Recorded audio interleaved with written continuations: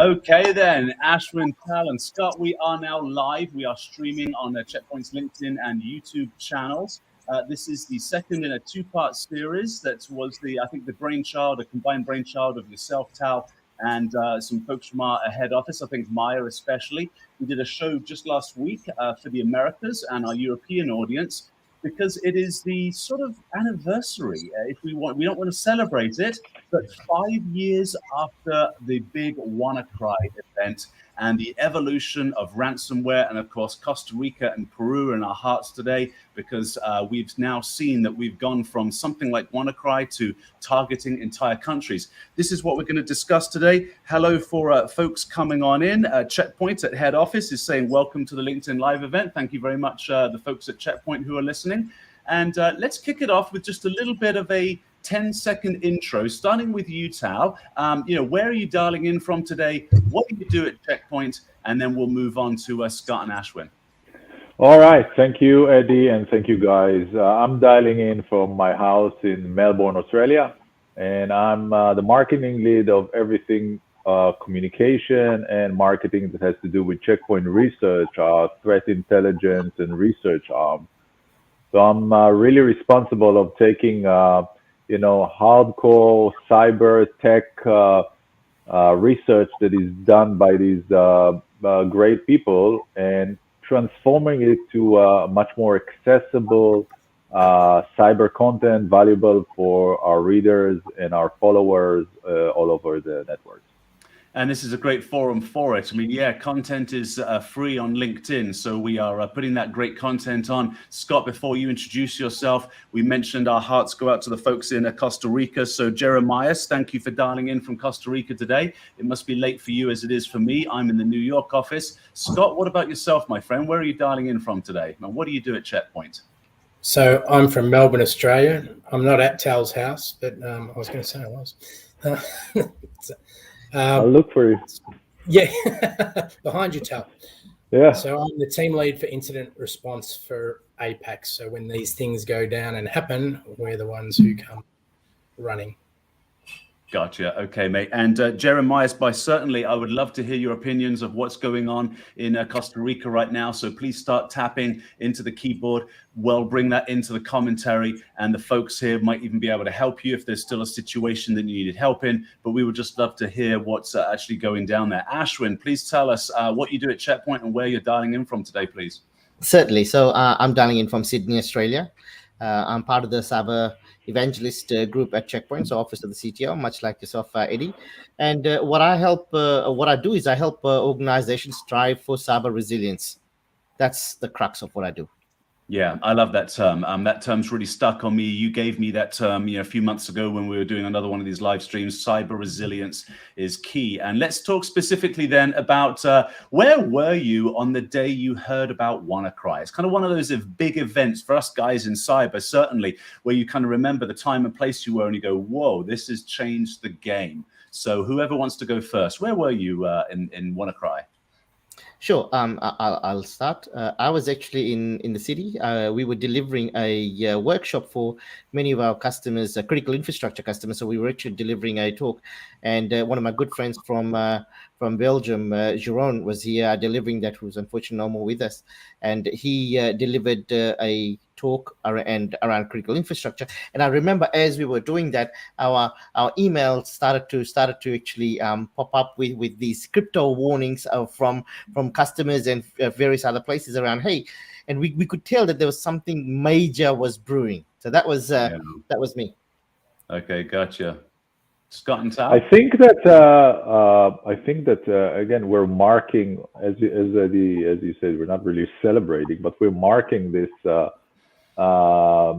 stepping stone in the evolution of ransomware. WannaCry really is, the way I see it and the way I saw it back then 5 years ago, I think this is the moment in history where what we call cyber attacks or attacks at all transformed from, especially cyber attacks, from being like what is commonly known as, a computer virus, something that you see or hear about in tech press and stuff like this. And this was the transformation from that to something that really disrupts human society. Excuse me for the dramatic words, but this is really dramatic.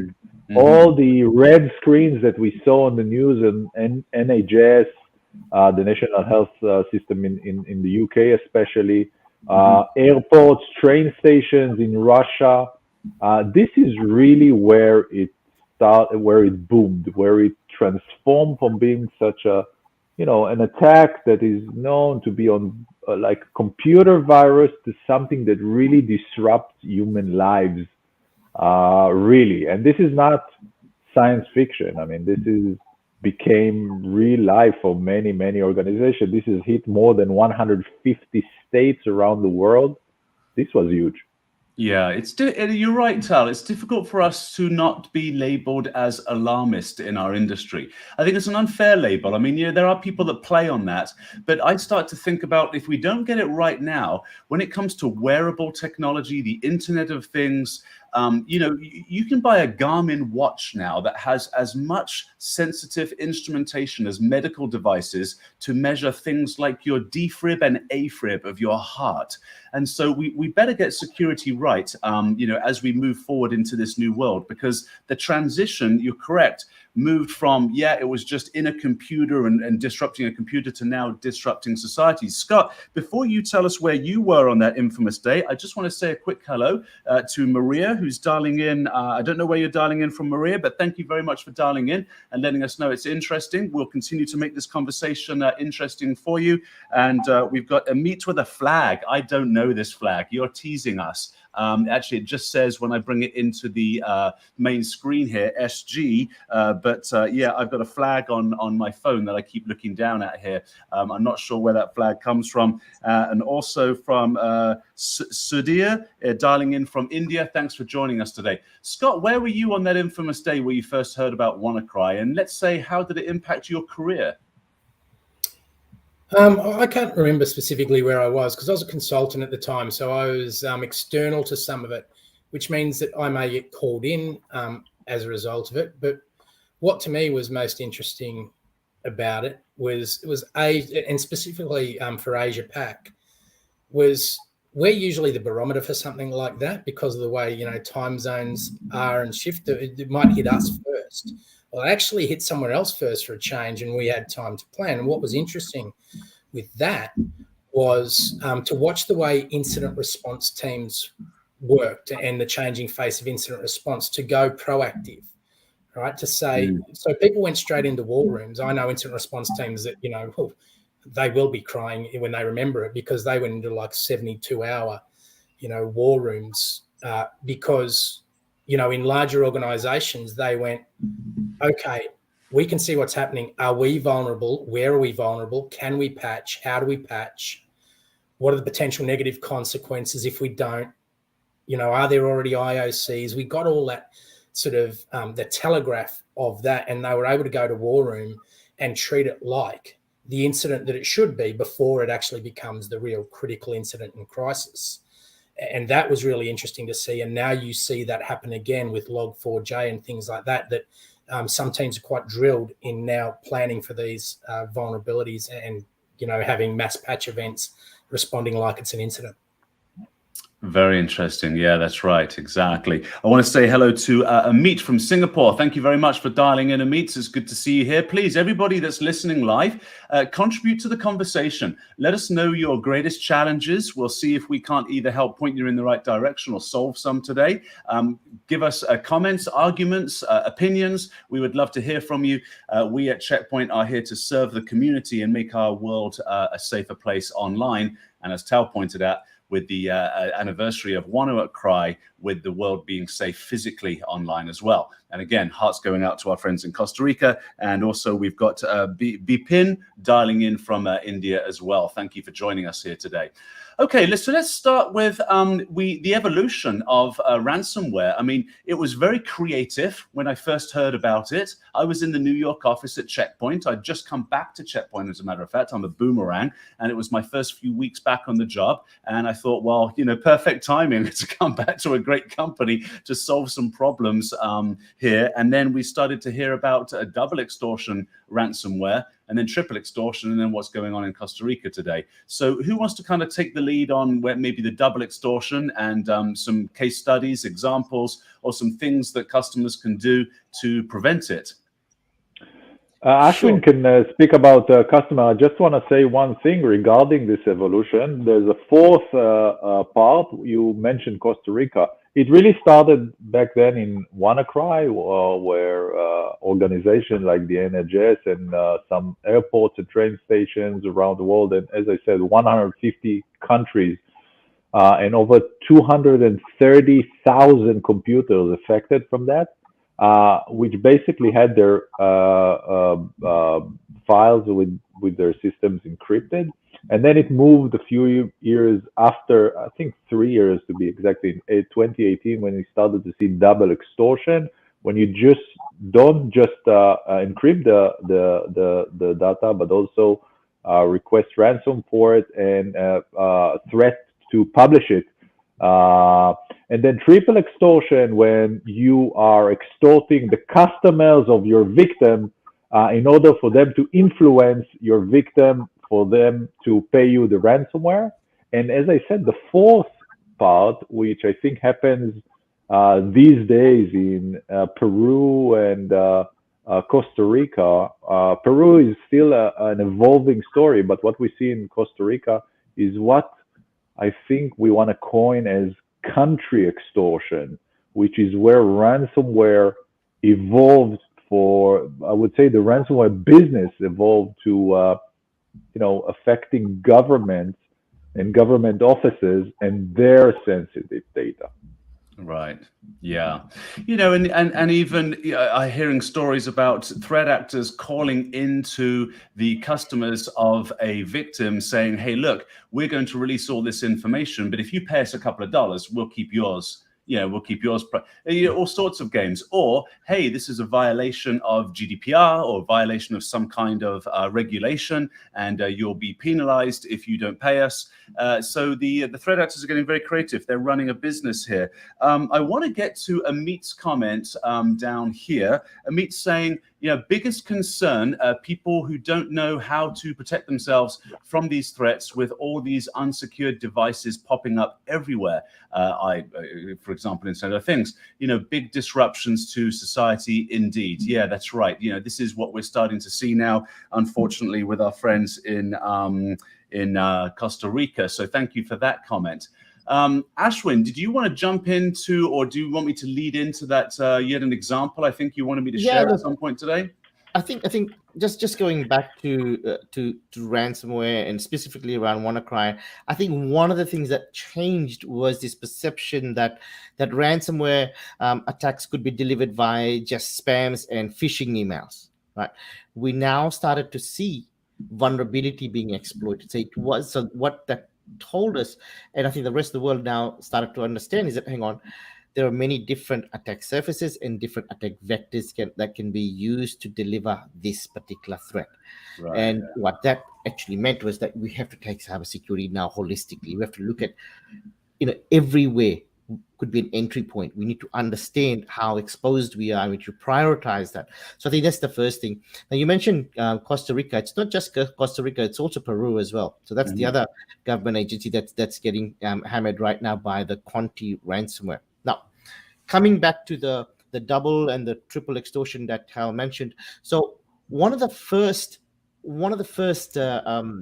reported case of a triple extortion was actually a health clinic in Finland, where I think something like 40,000 patient records had been compromised. And this is really important for us to understand, because you have to understand that your customers, particularly in the healthcare industry, are sharing their sensitive information with you as the custodians of that extremely sensitive information. We have to do everything in our power to keep that secure. What happened, Eddie, in this particular case is that threat actors were able to compromise about 40,000 records, as I mentioned. They started to they first sent a ransom demand to the clinic. for the data that they've stolen and for the system that's they encrypted, which is the 2 bytes, the cherries, so as you will. And then they started to go through the database, and they started to understand who the customers were, or who the people inside the database were, and they started to send out emails and ask them for a small amount as a ransom, and they threatened if that ransom wasn't paid that they would expose the data. Now, what makes this particularly devastating is that the one of the reported case was actually an elderly gentleman who was actually coming to the end of his life. He had just come to terms with the fact that he had a terminal illness, and the cyber criminals actually threatened that they would release very sensitive conversation that this guy had with his therapist about the way he felt about his family. So he's a guy who's now trying to deal with this, with this trauma, and then all of a sudden he's got some guy, some lowlife, trying to extort money out of him. So that's extortion. This is where how again this transforms from just a computer small virus that geeks are handling, and this is their business and nobody cares about. This is really a disruptive power that affects lives, real lives of human beings in real life. I mean, Eddie, you said it before that we are in a kind of a business that everybody says that we're alarming or scaring people. I must say that I've been around this business for the past 22 years, and in the security and fraud prevention and all these areas, where, as you said, the scary, alarming factor is central. I think that we came to a point that you don't need to say anything. People just need to open the news themselves or open Google, and they'll find stories that in the past were considered either science fiction or scary, spooky stories. But today, and we can go back to the Iranian story of the train station that being held, and signs showed message that no trains for today. If you have a problem, call this number, and the entire train service is out of order. Everything that has to do with health services, like Ashwin just gave an example. Look at how this has crossed borders between different domains, different aspects of life. This is not science fiction, my friends. This is real disruptive power that affects life. And I think that we also need to put on this table here, and Eddie, you would probably speak about it later, is really, everybody said that WannaCry 5 years ago was a wake-up call for society and for people and for security professionals. But looking back at what happened in the past 5 years, looks like the world hasn't woken yet. And people are still in many, many areas, and many, many organizations are still sleeping, so to speak. Well, and the wake-up call didn't do its job. And I want to get to a few comments in just a moment. We're going to, Amit Sharma, we're going to come back to yours about biggest concern about people who don't know how to protect themselves. I want to talk a little bit about air-gapped backups and why it is that might be a challenge for people. I want to also get to Uma Khan's comment here about segregation of the network. This is kind of interesting. Segregation of the network, thank you, Uma, for chiming in. Multi-layered defense with a shift in workforce, attention to endpoint security, email security, home network security, VPN. Exactly, right? It just goes on and on. People, the average person has to think about all this now, to your point, Tal. VPN, multi-factor authentication, encryption of sensitive data at various stages, continuous cybersecurity awareness training, just to name a few areas to address. Now, okay, absolutely, Uma, thank you very much for that that comment and chiming in there. I love participation from the audience. It seems overwhelming for people. So why don't we start simplifying it a little bit? Because you know what? We have an overwhelming amount of success stories. We at Checkpoint have about 100,000 customers. And, these customers, For the most part, we do not see them in the news. For the most part, most organizations are safe. So with everything that Uma said, that you've got to have all the segregation, we're talking about zero trust model, where can people start with some very simple things that they can do today with their current tools today to help prevent a breach of ransomware? Any thoughts? Yeah, sure. I'll start with that one. Look, Good I man. think, look, first of all, there's no silver bullets here. Okay, let's be honest about that. You've got to get lots of things right. So architecture is really important. You've got to have a well-segmented network, as Uma said. But segmenting the network isn't enough, right? Because you need to actually be able to carry out deep packet inspection between the segments. That means you have to actually deploy advanced security controls in the core of your network and all around your network. So that's one thing that you've got to absolutely get right. That means having things like IPS, threat intelligence, as well as access control in your environment. The other thing is you've got to start with a prevention mindset. At Checkpoint, we talk about this all the time. If your primary focus is detection, it's going to be too late. The idea is that you want to block the threat as close to the source as possible, right? If it's landing on your endpoints already, those attacks, then one of them is going to get through and it's going to hurt you and hurt you badly. So make sure you're doing all of those things right. Email security, network security, cloud security, because that could be an entry point as well. So lots and lots of different attack vectors, and you've got to know about those. The other thing I want you to really focus on is what I call effective security controls, right? Making sure that the security controls you actually put in place to defend your organization is able to defend it. And it has stood the test of time. It has been validated through independent tests to actually be able to block attacks. So those are some of my thoughts. I'm sure Scott will add his. Sure. Any thoughts, Scott? I was going to jump in on something prevention detection, but I'd love to hear from you, Scott. What do you have to say, man? Yeah, look, if you use WannaCry as an example, and you could use I Love You before that when things became wormable. But if the NHS were the poster child for WannaCry back in the day, the UK NHS, you can go back and read that report today. You can find that report and read it today, and you will find recommendations that apply to a lot of organisations today that are still not following those recommendations. One of the very simple ones was patch your stuff. Yeah. Why not? Why is that so hard, Scott? Why aren't people following it? Because networks weren't built in a day, so they often are left with legacy applications and technologies. Yeah. And so they're, it's like building a new city on top of an old city. You can put new defenses in place and try and put, you can't put a new bio lock on an old computer, an old Windows XP computer. But if you have legacy operating systems and you have out of support operating systems, then unless you're protecting them, unless you have absolutely, there's a killer reason to keep those things around, then you look at the NHS report, and that was a big part of their downfall. They say it was the legacy operating systems, they actually say was a minor part, but the overall vulnerability patching was required all around.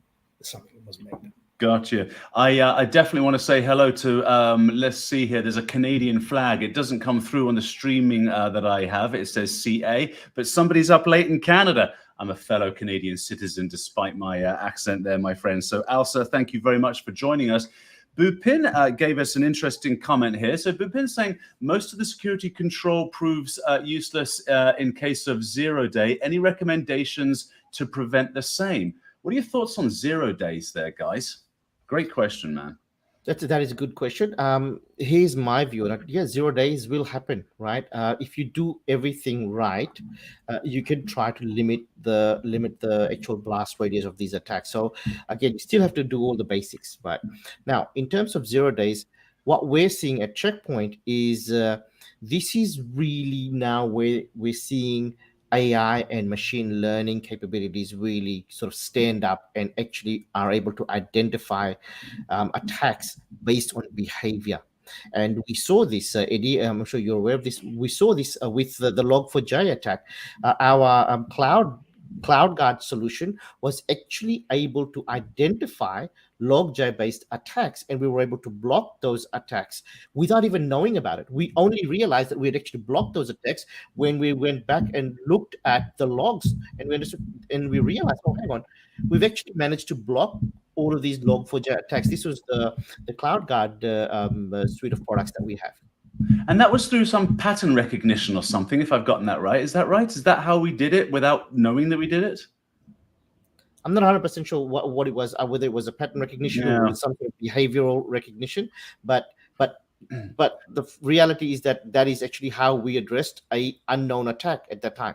Well, but the recommendation, Eddie, the basic, you said, give us recommendations for today. I mean, of course, we can speak about cybersecurity tools and about, the best security that you need in order to protect the organizations. But I think that if we're speaking about daily recommendations against or to prevent ransomware or to avoid ransomware, they are also true for 0 days, and these are basic stuff that we keep recommending our users.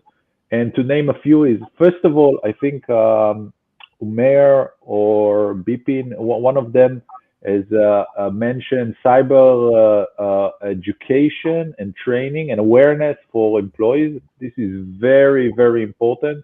And as ransomware, for example, is often spread using phishing emails, you need to have your organization employees have the awareness of these risks. Continuous data backups, which is something very, very important in order to prevent the outcome and the damages of ransomware, but also can help in other attacks. Patching, of course, which was already mentioned here, crucial. By the way, patching, it starts with our mobile phones, which is, also holds very sensitive information. And when you are making sure that your OS, whether it's Android or iOS, is up to date with the latest software, this is very, very important and can help you prevent, the next attack. User authentication, reducing attack surfaces. This is all daily stuff that must be maintained, what we call in Check Point security hygiene, must be maintained by organizations and their employees, and could be the starting point at least the starting point. And again, I'm not even entering discussions about anti-ransomware software and advanced cybersecurity software that, of course, Check Point is selling, but this is not the discussion here. But these are basic daily maintenance means that organization can use to really to prevent the next attack. And getting back to Bipin's comment on 0 day, Bipin, there's a couple of different, let's say, definitions of 0 day. One is a true piece of 0 day software. I'll have to say, my friend, that's fairly rare. And now, look, it's not to say that thing isn't going to hit you, but if somebody's got a piece of 0 day software, then it's going to be a targeted attack, most likely not against you, but there could be fallout. There's also 0 day attacks. Now, this is where, to help you with that, this is where size matters. We have a threat intelligence database of almost 100 million indicators of compromise, which, by the way, we publish for free for anybody to use. From those almost 90 billion indicators of compromise, we have taken them from over 4 trillion access logs, and we identify and block, so we prevent 7,000 0-day attacks every single day. Now, that's a 0-day attack. So a new type of attack, and that includes things like script kiddies, changing hashtags, right, to try and fool, let's say, more elementary security. So we blocked 7,000 of those never before seen attacks every single day. So that's one way to do it. And certainly you can reach out to us. Afterwards, I'll let you know where you can find this team here, because they're most likely more local to you. I'm in the United States. You can find us on LinkedIn. And of course, you can go to checkpoint.com. You can find us there. We also have a ransomware resource hub. In actual fact, I'll show you that right now. So this is our ransomware resource hub. If you go to checkpoint.com/ransomware-hub, you can see it in the URL here. So checkpoint.com/ransomware-hub. That's our resource hub for you, and that contains a lot of information. You can also get hold of us that way, but at the end of this call, we'll let you know how you can get hold of these three gentlemen on the call. I'm going to jump in to say hello to, there was a couple of folks here telling me which countries they're coming from. Yes, Chicago. So you're up late with me. Fantastic. And let's see here. Eric, thank you very much for joining us. Eric's chiming in with the rise of 5G, and I don't know what NB is, Internet of Things. I'm concerned if we are actually ready to secure these now, these new connectivity options. We're getting trash cans, electricity meters, delivery drones, etc. That's right. In San Francisco now, there is a trial with Amazon delivering medication no less, by drone within 30 minutes. So let's make sure you get the right medicine. Tapping on these networks, things just might go terribly wrong. Yeah, certainly, my friend.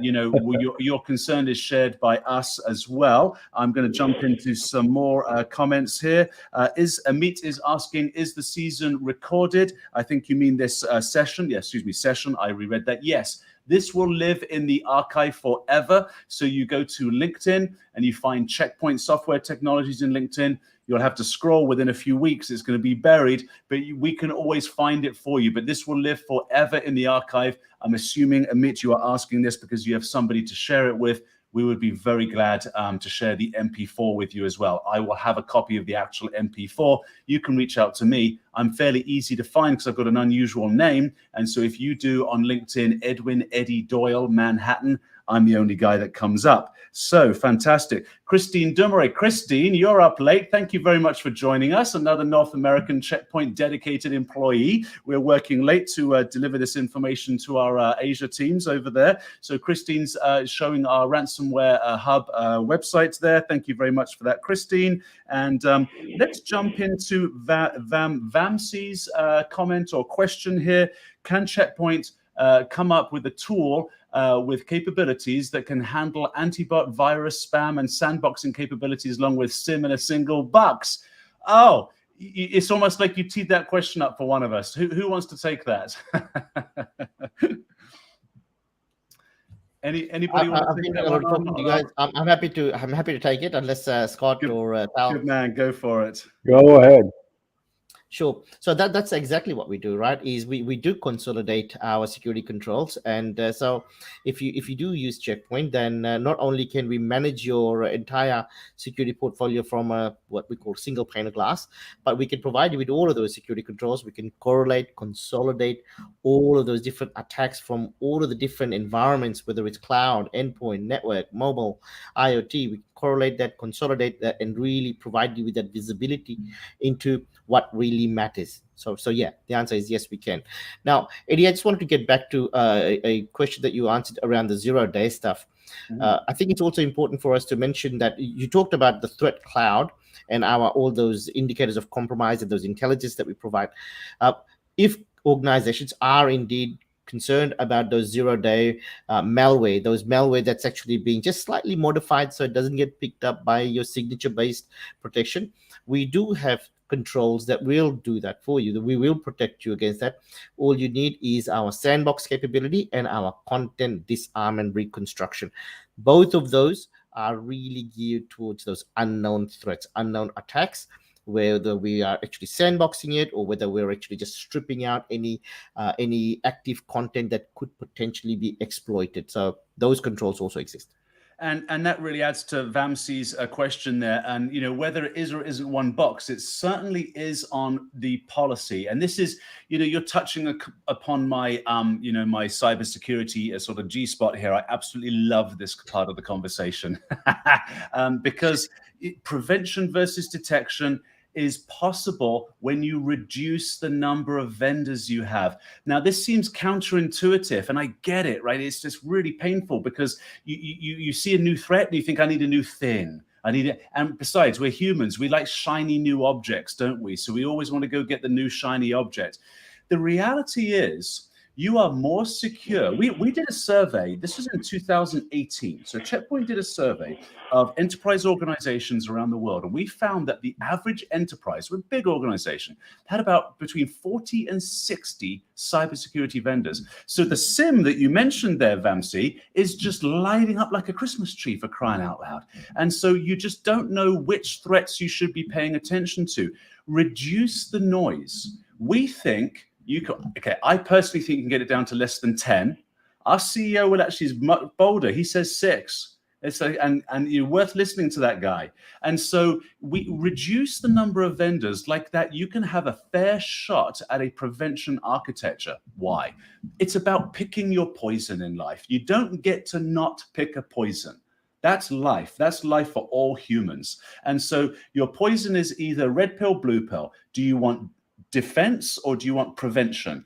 If you want to allow the unknown threats in and then deal with them on some kind of zero trust network architecture, okay, that's a reasonable model, let's say.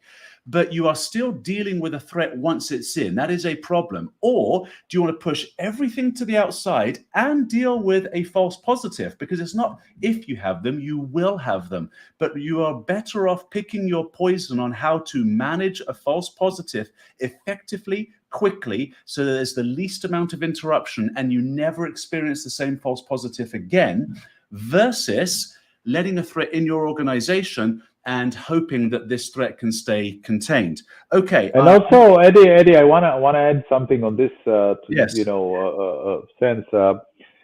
You've mentioned several aspects which are crucial. I mean, having 60, 40, or 25 even vendors or different softwares of security, even on the daily basis, where the security people, having the machines isn't enough. You need somebody to manage it, and if there's an alarm going on, somebody needs to attend it.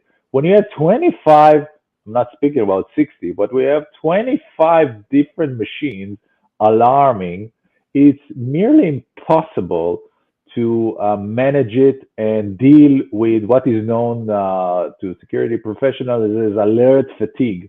It becomes useless, and the critical alerts will be hidden behind less critical alerts, and managing it again on a daily basis. And I'm not talking about philosophy here, I'm talking about practice here. It's merely impossible. And for anyone who has ever sat in front of a screen that needs to deal with alerts, I've done it for many, many years. Getting too many alerts is becoming very ineffective and can be, very, very dangerous when it comes to magnitude of attacks like these ones. Well, this reminds me of another thing our CEO said. I mean, this is what so Gil Schwed, still hands-on, right? One of the founding fathers of cybersecurity, been in the game for 30 years, and still championing the conversation. So as I say, worth listening to him.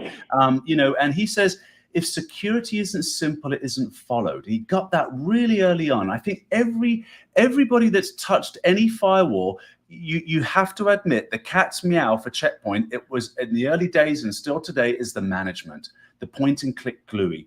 Because if security isn't simple, it isn't followed. If it's complicated, like alphanumeric passwords, for example, then people put sticky notes on their screens, right? It breaks. If it's too complicated, it breaks. And so reducing the noise simplifies your security posture.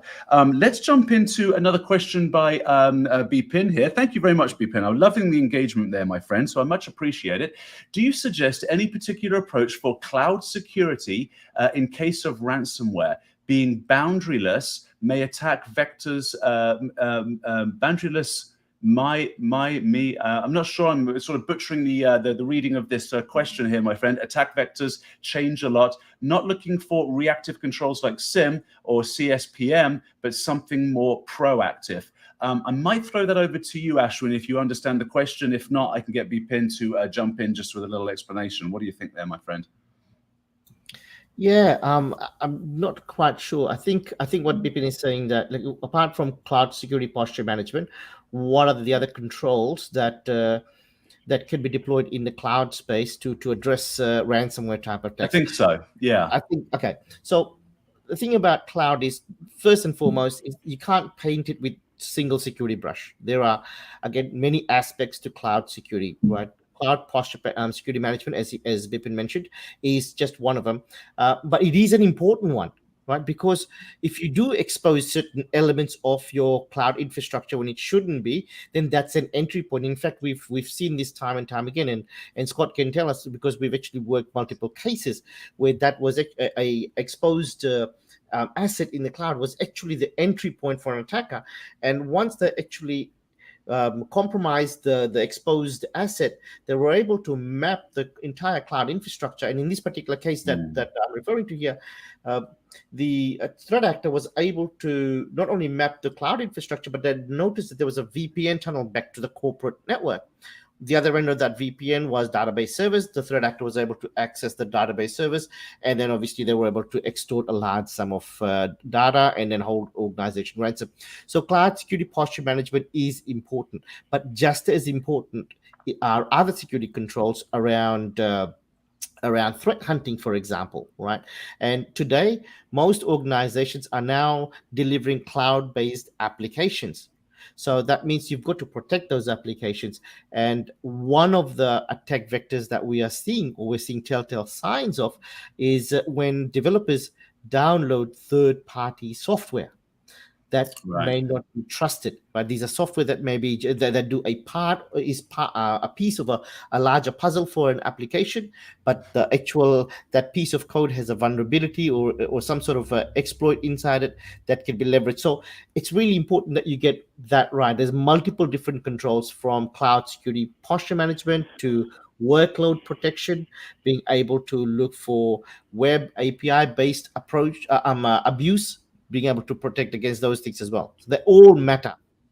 The other thing I would add, Bipin, for that is that what you want is an overriding policy for all of the big three cloud providers, including a hybrid cloud environment and your network policy. So we provide that as well in our Cloud Guard product suite. So if you were to simply go, I can show you right now, as a matter of fact, to checkpoint.com right here. If you go to Checkpoint, right at the very front, you see Cloud Guard right there where I'm circling it with my mouse. If I click on that, it's going to give you our Cloud Guard suite. And what I love about this is you can have an overriding policy for your network architecture, your cloud, your endpoint, so that, let's say you've got a head office which dictates we need this kind of policy for all our branch offices. Boom, at a keystroke, it will funnel that down to all of that technology, and also give autonomy where it counts, where you allow it, for the individual branch offices. Let's say one office wants to use Azure, the other office wants to use Google. You don't care, right? That's the point that you need to get to as the overriding CISO or department of the CISO that wants to secure that kind of infrastructure. Vamsi comes in with a comment about Gartner. So I'm just going to, my mouse disappeared on me, bring that up onto the screen here. There it is. So Vamsi is saying, absolutely, Gartner's trend is basically heading the way of selection of tool in any infrastructure. I think that was in response to a couple of things we were saying a little earlier. Okay, we've probably got about 5 minutes left in our stream today. I think we should do this again a few weeks from now, because this subject matter, especially with what's going on in both Costa Rica and Peru, is probably something we should continue discussing. There seems to be a lot of interest in it, obviously. Start to think about your final thoughts, gentlemen. You know, what is it that you would like the audience to take away from this, and then how can they reach you? Scott? Yeah, preparedness is best. I mean, we've talked a lot about prevention, and prevention is part of being prepared. People think with incident response that it's all about only call us on a reactive basis. Like I said, when you look back at WannaCry, actually the incident response team was used very proactively, as it was in Log4j and things like that, because you need to assess whether, hey, does this vulnerability affect me? Has it been exploited? So you do a compromise assessment, which is essentially an investigation. So constantly investigating your network as well to understand that the controls you've put in place are working, or whether they are or they aren't. That's very important. I mean, when we're talking about 0 days before, just quickly, I didn't chime in on that, but everything you said is absolutely true. And we have very strong examples of it in the IR team, where all of the things that Tal said had come to fruition. That is that rarely did we ever see a true 0 day. It might have been initial access that was exploited for the 0 day, where the 0 day was exploited and they got initial access. But then after that, there were detections all around, right? And no one was looking. And so it got through because no one was looking, probably because of the fatigue, or they put the security tool in place and then didn't continue to monitor it. And we just have example after example of that. I have examples of that across 20 years. But yes, feel free to contact us before the incident, or when something small happens. Don't, if you contact someone when your ransomware has happened, yes, there are things we can do, but it's like bringing a firefighter to a building that's already burnt to the ground. I would like to invite the viewers and the readers to visit the Ransomware Hub that Eddie showed before. There's a continuing content that is being developed and being posted there, and will continue to do so. Also, research.checkpoint.com, our Checkpoint research blog, again, that is being updated on a regular basis. There you will see a lot of content of this entire evolution, from the WannaCry days through the rest of the mega supply chain attacks that happened in the past 5 years, up to these days with the Conti gang that are doing all sorts of mayhem in Costa Rica and Peru. And it really shows the evolution of how this has evolved from being some attack that is aimed for financial factors back then, where when people asked for ransom just to get money and that was it, until how this is really disrupting human society. Nothing less than that. And this is something that, as Scott said, and of course Ashwin, things that the organization need to step up and protect themselves, and they have the tools. The tools exist to prevent these attacks from re-happening. All you need to do is really use them, and use them properly. Good man, thank you. Ashwin, bring us home, buddy. Okay, well, one thing that I want our audience to take away also is that we've been fighting ransomware attacks for many years now. We have the expertise, and it is all in our products, whether it's in our endpoints, in our cloud, in our network. We've got your back. That's one thing. The second thing that most of our audience probably don't know is that when this WannaCry threat broke out, it had something in there called a kill switch. And there were a couple of kill switches in there. One of them was actually discovered by Checkpoint. We identified it, and then we registered that kill chain. By registering that kill chain, we were able to prevent the attack from hurting thousands, maybe millions of other businesses. So I just want you to know that we have that level of expertise in our research team. And it was available after less than 24 hours, right? Correct. Yeah, we've hired about three or 400. Well, I love to say, offensive cyber operators. I think it sounds cooler than research. But we've hired several hundred people to make sure they play in the dark web, assuming a persona or an avatar every day, so that we can be right on the cutting edge of what we're seeing out there, and we can write signatures and help people out. I think that plays a big part of it.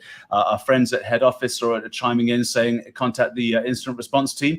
If you are under attack, first phone call is free. Okay, and you can see it right at checkpoint.com. You'll see. And you do not need to be a Checkpoint customer. That's right. You don't need to be a Checkpoint customer. Get a free support from the incident response team, and you can go to checkpoint.com. The actual URL is right there, but I think in the top right-hand corner there's like a help button. I think it says help, something along those lines, and that will get you right there. That'll get you to Scott's desk, as a matter of fact. Yeah, look, I gave that big promo without even moving my mouth. That was fantastic. That's right, mate. Fabulous.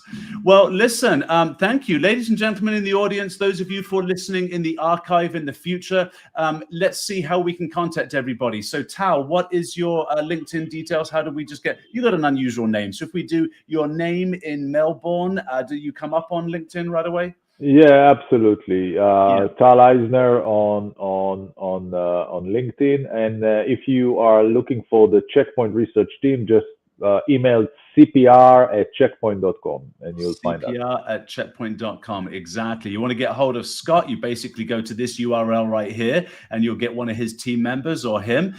So there's a 24-hour helpline, and those folks there will take care of you. Again, you don't even have to be a Checkpoint customer. Ashwin, look, we're all unusual name people on this call today. You got a fairly unusual name, so I think if you just put Ashwin Ram in Sydney in LinkedIn, that'll probably come up pretty quick, won't it? Ashwin Ram Sydney, Ashwin Ram Checkpoint, both works. Beautiful. Absolutely wonderful. And then for me, Edwin Eddie Doyle, Manhattan on LinkedIn. Ladies and gentlemen, stay safe online. We are here to serve you. Let us know what information you would like us to provide in these live streams, and we'll come back and we'll do it again. Gentlemen, thank you so much for being on this call. This was a really great session. Thank you, Eddie. Okay, everybody. Stay safe. Thank you, guys.